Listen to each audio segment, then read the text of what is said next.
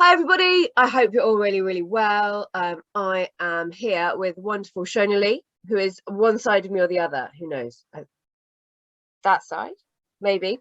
And we thought we would just come on here to tell you a little bit more about Fall of the Warsaw Ghetto, which is an online event coming up at the beginning of December. And for those of you who have not been to a Shonali event before or do not know who this, it's really difficult to do that, this wonderful woman is, Shonali is a storyteller with a traditional storyteller who inherited a storytelling tradition from her grandmother and has thousands of stories rattling around in her brain, and this incredible story is one of them. So hi Shonali. Hi Abby. Lovely to see you. So I thought we'd start because I know this story is a little bit different for those people who come to Twilight Tales or who have heard some of the stories from the tradition before. I think this one is a little bit different. So just to start us off, could you tell us a little bit about the fall of the Warsaw Ghetto? Well, you have to forgive my wobbly camera. I don't have a stand. If anyone wants to donate me a stand, that would be great. But I'm holding the thingy in my hand at the moment. So you're getting a bird's eye view of the corner of my living room. Such delight. How can you bear it? Fall of the Warsaw Ghetto primarily started as a commission for a literature festival around the Holocaust. And I always think of myself, so it's not a traditional story, it's not one of the cycles, but I often do a lot of work with Holocaust Memorial, that sort of thing. And I didn't want to do something about the camps in general, because everybody does that. And to be honest with you, in Holocaust education, we all know those camps were shit and it should never happen again, but it does, doesn't it? It keeps happening again. And so I wanted to do something around the culture that nearly got wiped out, about hope, and about how often as Jews we mourn not only all of those people that died, but all the generations that would have been born from those people that won't be. So I wanted to do something around that. So I took some traditional stories, a story that my Bubba told me, and I got together with an amazing klezmer band, and we put it together first in 2007. Oh, amazing. Oh, that's really interesting. You've so much frozen, I think. So it's a great book. Oh, hello. Hello. You're still there. I'm still here. All is good. All is good.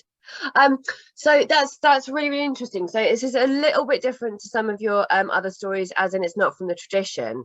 But I was thinking a little bit about this earlier, and how actually through your drashing technique and being a Dritsila and kind of holding this tradition, actually this is a way of, in that sort of way that these traditional stories are kind of metaphors of cultural memory.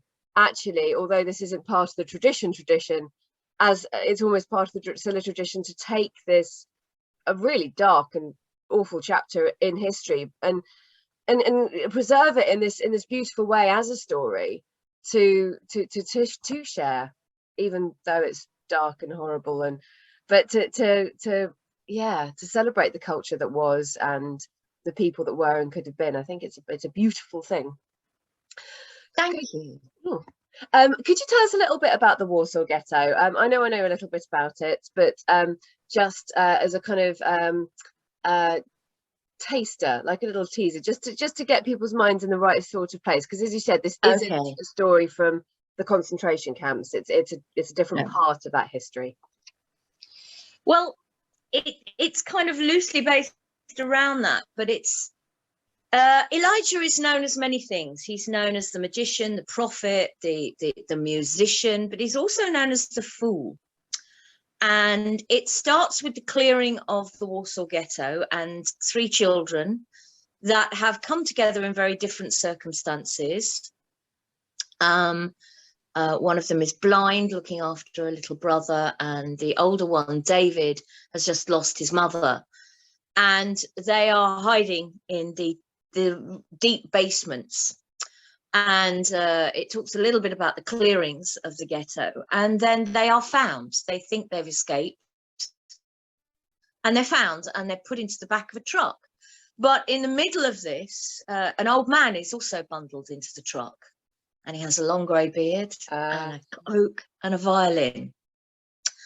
And I wanted there to be magic in the most desperate of times. And I took the idea that Bubby used to say to the children, you know, they think I'm 30. I can't remember how old she was. They think I'm 29. They think I'm 37. I'm 12, really. And she would grin and tell stories. And I love the idea of time, you know, or as Doctor Who would say, the timey-wimey thing. So the Warsaw Ghetto, they're leaving the Warsaw Ghetto to be taken to one of the camps. We don't know which one. And they realise they're on their way to Auschwitz because everything else has been cleared. They're the last people. So it's quite a long journey in the truck. And this fool offers them a chance of escape, but they'll have to split up and they might never see each other again. But all they have to do is walk through the door. And there's a phrase that keeps repeating, that there are some doors you have to walk through if you're brave enough. And so each in turn walks through the door. And it's the stories of their lives after they've walked through that door. And it's about the outrageous hope, you know, having outrageous hope. So somebody once said, I was at a festival once and I heard somebody say, oh, I'd love to go and see it, but it sounds so sad and I really can't cope with any more sadness in my life. I think it's incredibly hopeful as a piece. I think it's very magical. And also, what did you think storytelling was? Did you think it was all hearts, flowers and fairies, love? You know, storytelling, people waft around going, storytelling must make a difference. I tell the hard stories. Well, sometimes we need to listen to them as well. But I actually find it a very hopeful story. But I can't say more without giving too much away. No, do. That's in 2007, I did it with a bunch of musicians, some very good musicians. I'm hoping after the interview, there was, if you look on the back, there is a CD. If you look on the back of the CD, there's Ilana Kravitz, who I know runs a lot of klezmer down in London. There's Joe Veal, that plays with a lot of folk bands. And there's Mike, who does a lot of art things in Shropshire. And they were three great musicians to work with, and we had some very interesting tours with it. So yeah. Brilliant. Thank you so much. That's a lovely kind of hint. I got some goosebumps listening to that, because it is such a for those of you who don't know, which I don't see why you would know, I did my dissertation on Holocaust theatre, and I was left. I didn't know that. Yes, I did. Oh, I think you might have mentioned it. Yeah. And one of the things I was left with at the end of this dissertation, where I was like analysing different plays, is just obviously, I mean, it sounds terribly trite. Obviously, the whole thing is horrendous and it's terribly sad and it's terribly anger provoking and it's just horrible. But to be able to create something as you have done, which I think maybe the playwrights that I was looking at hadn't, is actually such an incredible thing to bring that kind of outrageous hope, to bring that little bit of magical. We know that it's sad, you know, we know that it's heartbreaking, and yet we must keep on living. And to bring that kind of outrageous hope, that the Elijah, I'm excited. I'm really looking forward to hearing this. I haven't heard it before. I think that's a really, really lovely way of making it a subject that we can address, because, you know, when things are terribly sad, it's almost easier for those of us with the privilege to be able to escape the story to just escape it. But if it can be, you know, if it can be told in a way that enables us to carry the truth of it and keep on living, I think that's very, very exciting, and I'm really looking forward to seeing that.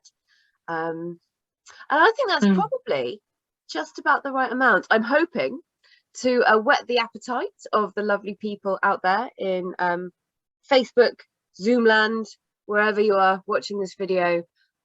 You can hear and see Shona Lee from the comfort of your own sofa, your own living room, your own bed, your own bath, if that is where you choose to listen to your online storytelling. She will be sharing this beautiful tale on the 5th of December. It's an online event.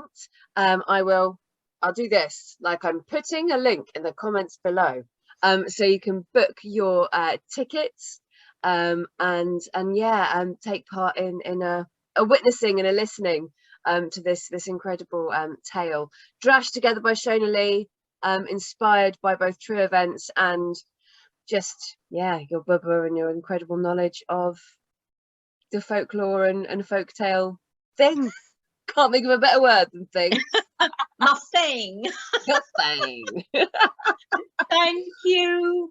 Thank you so much for listening, lovely people. Any questions, please put them in the comments below, and either myself or Shona Lee will do our best to answer them. Otherwise, see you on the 5th of December for the Fall of the Warsaw Ghetto. Thanks so much. Bye.